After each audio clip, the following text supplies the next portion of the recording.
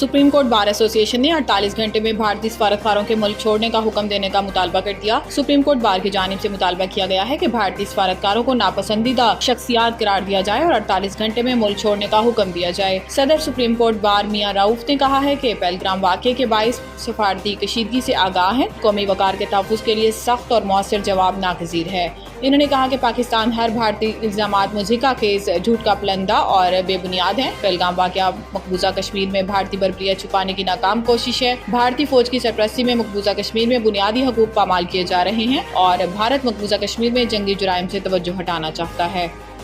विफाकी वज़ीर ख़जाना सेनेटर मोहम्मद औरंगज़ेब ने कहा है कि आलमी तिजारत में तनाव के बाइस इलाकाई तिजारत और मुख्तलिफ ममालिक में दो तरफ़ा तिजारत की अहमियत बढ़ेगी। मोहम्मद औरंगज़ेब ने चीन के वज़ीर ख़जाना लॉन्गफुआन से मुलाकात की और पांडा बॉन्ड के इजरा के अमल को आगे बढ़ाने के लिए चीन के पीपल्स बैंक ऑफ चाइना से ताउन की दरख्वास्त की। वज़ीर ख़जाना ने सऊदी हम मनसब मोहम्मद अल जदहान से मुलाकात में इक़्तिसादी तरक्की के सफ़र में सऊदी अरब के तवील मुद्दती हिमायत बिलखसूस IMF प्रोग्राम में मुआवनत पर इज़हार तशक्कुर किया। मोहम्मद औरंगज़ेब की अमाराती वज़ीर मुमलिकत माली अमूर मोहम्मद बिन हादी अल हुसैनी से भी मुलाकात हुई, जिसमें मुफाहमती यादाश्तों को अमली मुआहिदों में बदलने की जरूरत पर जोर दिया गया। इसके अलावा मोहम्मद औरंगज़ेब ने सेनेटर फॉर ग्लोबल डेवलपमेंट के तहत मुज़ाकरे से खिताब में कहा है कि आलमी तिजारत में तनाव के बाइस इलाकाई तिजारत और मुख्तलिफ ममालिक में दो तरफ़ा तिजारत की अहमियत बढ़ेगी।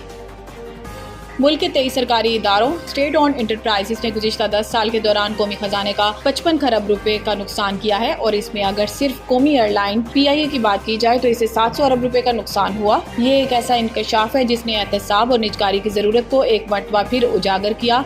बुध को कौमी असम्बली की कायमा कमेटी बराए निजकारी के इजलास में वज़ीर आज़म के मुशीर बराए अमूर निजकारी मोहम्मद अली की जानिब से पेश किए गए आदाद शुमार सरकारी शोबाजात में कई दुहाइयों से पाई जाने वाली नाअहली और बद इंतजामी पर रोशनी डालते हैं। कमेटी को ब्रीफिंग देते हुए इस बात का इंकशाफ किया गया कि मौजूदा 5500 में से सिर्फ 1500 यूटिलिटी स्टोर्स ही फहाल रहेंगे, जबकि माली लिहाज से बेहतर हालात वाले स्टोर्स की निजकारी का मंसूबा मौजूद है।